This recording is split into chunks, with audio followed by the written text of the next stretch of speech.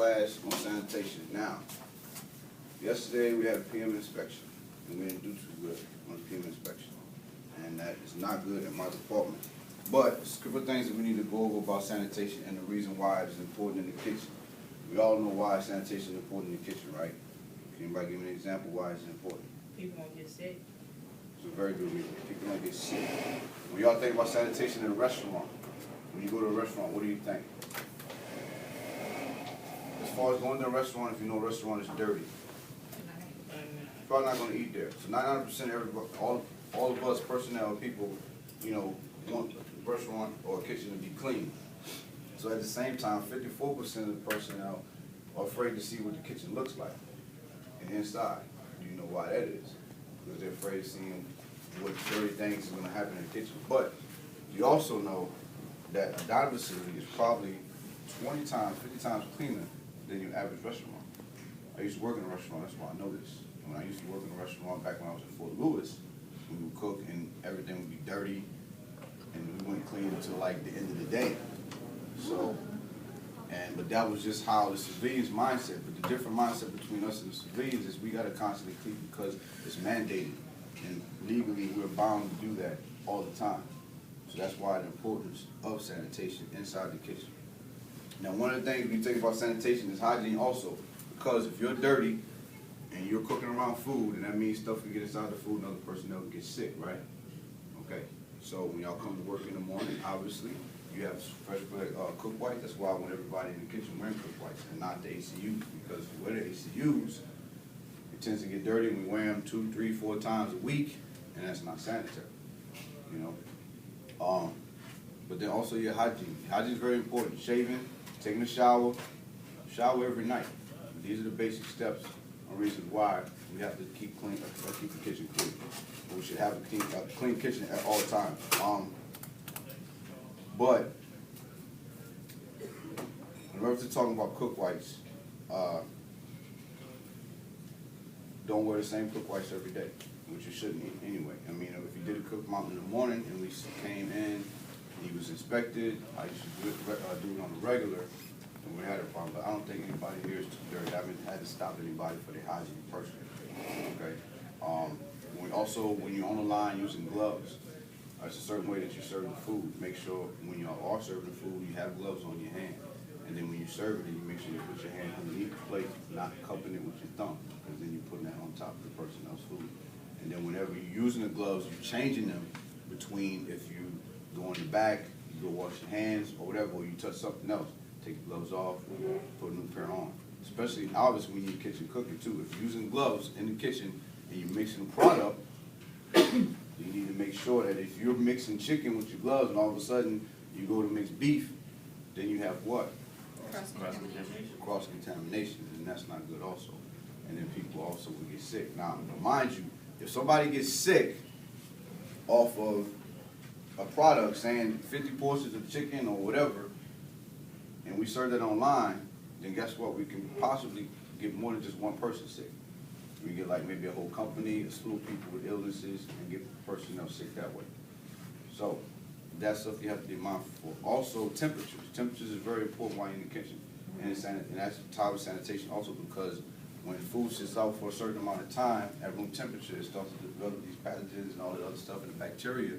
And with that, you serve that on the line, another personnel gets sick that way too. All right. But hand washing. Whenever you go outside and you take your smoke break, when you come inside, what's the first thing you should do? Wash your hands. You should wash your hands. If you go to the bathroom, that should be standard protocol to wash your hands. And if you see somebody in the facility that you know work in this facility and they go into the bathroom, they leave without washing their hands, nine times out of 10, nobody will stop them. But stop them and say, hey, I need you to wash your hands because it's dirty. I don't know how many times that I've been to a restaurant and went inside the bathroom using myself, came back, I washed my hands, and you see personnel just go in the bathroom and leave out and they don't wash their hands, period. But it should be almost like muscle memory, until you. Then your hands on your face. You put your hands on your face while you're online serving food, do you think that's sanitary? If somebody was to see that, probably not. So watch you put your hands on your face around your body. And the minute that you do that, take your gloves off or whatever, and you change them, put a new pair on. Okay, your appearance is everything as far as sanitation, what people think of you. If somebody walks on the line, they look at you and they say that you have a dirty uniform, they probably will not want to eat at the facility that you're cooking at. If you're standing behind the grill and it's full of grease and all the other stuff, you're probably not going to want to eat. You probably have second thoughts about, you know, the food that you cook upon. Okay, so that's why sanitation, again, is important along with hygiene. As far as cleaning in the kitchen, cleaning the surface, how do we clean the surface? So you have a table that is dirty. So how do we go about it? It should be like a process that you clean it. What's the first process if the table's dirty? Okay, you wipe off all the excess and then you get what? Soapy water. All right, and then we wash it down with soapy water, and then we do what? Then you rinse it, right? Then after you rinse, then you do what? Bleaching water, you sanitize it, and then you do what? You let the surface dry. Okay? So you see the process, you get soap and water, you spray it, clean it, you rinse it with hot water, then you sanitize it, and then you let it dry. That's why it's important that I tell you, after every time you go on a line, make sure you have a sanitation solution underneath the line. That's standard all the way around, because when the line is getting busy and you've got to serve a lot of people, you still have to take that time to stop, wipe the line down.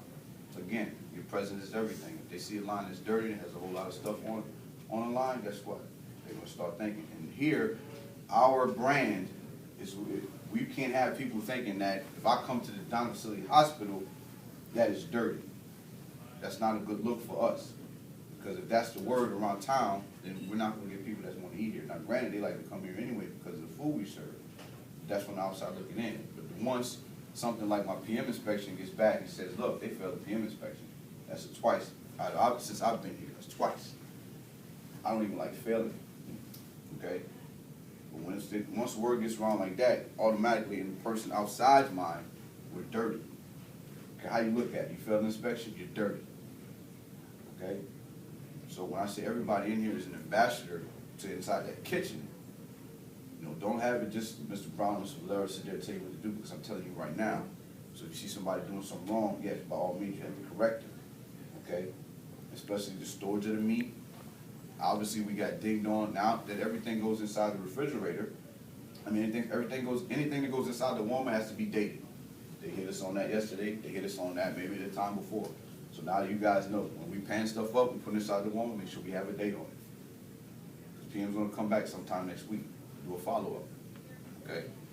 But dates in general, whenever you panning anything up, you put it inside the cool box or refrigerator, make sure it has a date on it, make sure it has a label, make sure you have all the way from at least 7 days.